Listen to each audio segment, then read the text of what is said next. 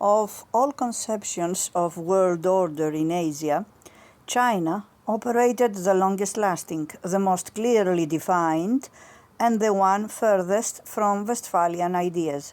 China has also taken the most complex journey from ancient civilization through classical empire to communist revolution to modern great power status, a course which will have a profound impact on mankind.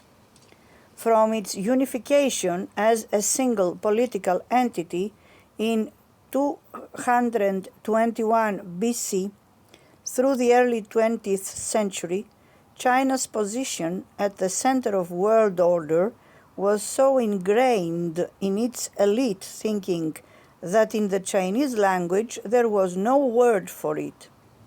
Only retrospectively did scholars define the sinocentric tribute system. In this traditional concept, China considered itself, in a sense, the sole sovereign government of the world. Its emperor was treated as a figure of cosmic dimensions and the linchpin between the human and the divine. His purview was not a sovereign state of China, that is, the territories immediately under his rule, but all under heaven, of which China formed the central, civilized part, the Middle Kingdom, inspiring and uplifting the rest of humanity. In this view, world order reflected a universal hierarchy, not an equilibrium of competing sovereign states. Every known society was conceived of as being in some kind of tributary relationship with China, based in part on its approximation of Chinese culture. None could reach equality with it. Other monarchs were not fellow sovereigns, but earnest pupils in the art of governance, striving towards civilization. Diplomacy was not a bargaining process between multiple sovereign interests, but a series of carefully contrived ceremonies in which foreign societies were given the opportunity to affirm their assigned place in the global hierarchy.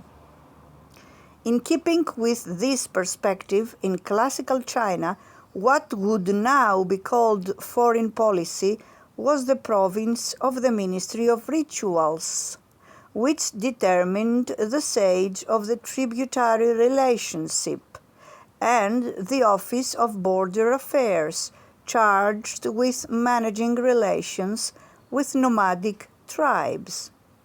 A Chinese foreign ministry was not established until the mid-19th century, and then perforce to deal with intruders from the West. Even then, officials considered their task the traditional practice of barbarian management, not anything that might be regarded as Westphalian diplomacy. The new ministry carried the telling title of the Office for the Management of the Affairs of All Nations, implying that China was not engaging in interstate diplomacy at all. The goal of the tribute system was to foster deference, not to extract economic benefit or to dominate foreign societies militarily. China's most imposing architectural achievement, the Great Wall, eventually extending over roughly 5,000 miles, was begun by the Emperor Qin Shi Huang, who had just defeated all rivals militarily, ending the period of warring states and unifying China. It was a grandiose testimony to military victory, but also to its inherent limits, denoting vast power coupled with a consciousness of vulnerability. For millennia, China sought to beguile and entice its adversaries more often than it attempted to defeat them by force of arms.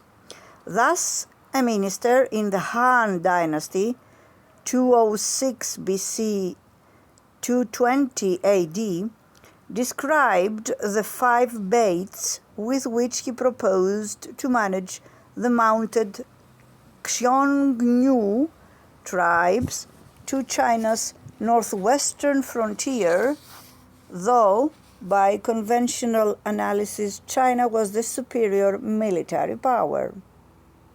To give them elaborate cloths and carriages in order to corrupt their eyes, to give them fine food in order to corrupt their mouth, to give them music and women in order to corrupt their ears, to provide them with lofty buildings, granaries, and slaves in order to corrupt their stomach. And as for those who come to surrender, the emperor should show them favor by honoring them with an imperial reception party in which the emperor should personally serve them wine and food so as to corrupt their mind. These are what may be called the 5 baits.